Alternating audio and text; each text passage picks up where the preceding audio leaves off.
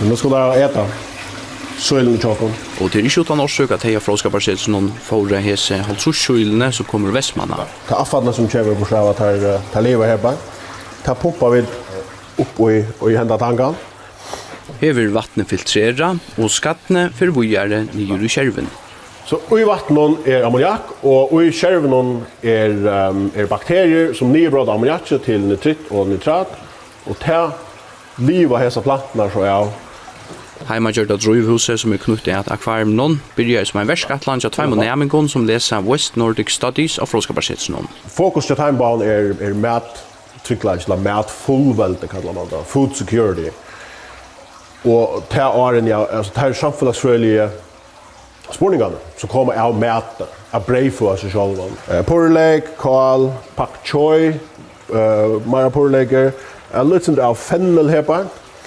Och hetta här har vi så flott ur här som tankarna som vi kallar det här för vaggestånda och hetta här för badnagaren.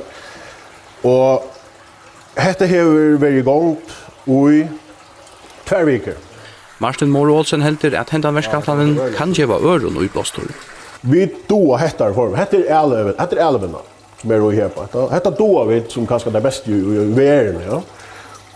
Så lopp härifrån och här till är så öliga lite, ja. Att det är så rally avhåvert att kunna se kvart hendan expertisen kan driva hetta till. Hetta här är vaggestånd har vi så jag kvar sånt hardcore vaggestånd det är ju alldeles jag bara. Hetta är ju inte till det allmänna men då här tar på det va. Men det som så är det kommer här över basilikum kommer över leva och te här över mitt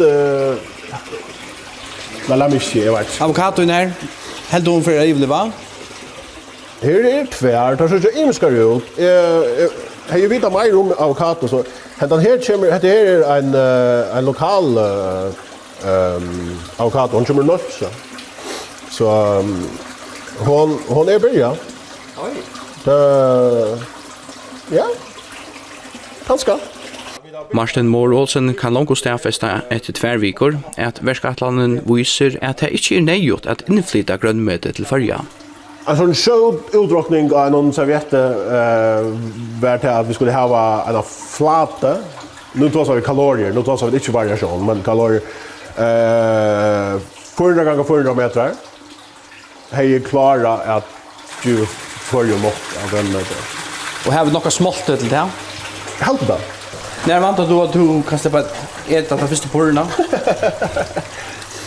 Alltså hvis det går så kött, så blir vi så ända fram. Men fiskarna blir större och producerar mer. Ju mer vi gör att de äter ju shortar växer där och ju shortar växer. Så det är alla helst en kurva eller slags som är kunna räkna det ut i en tjupra. En akramana kanske? Glädjer det? Spettre går så.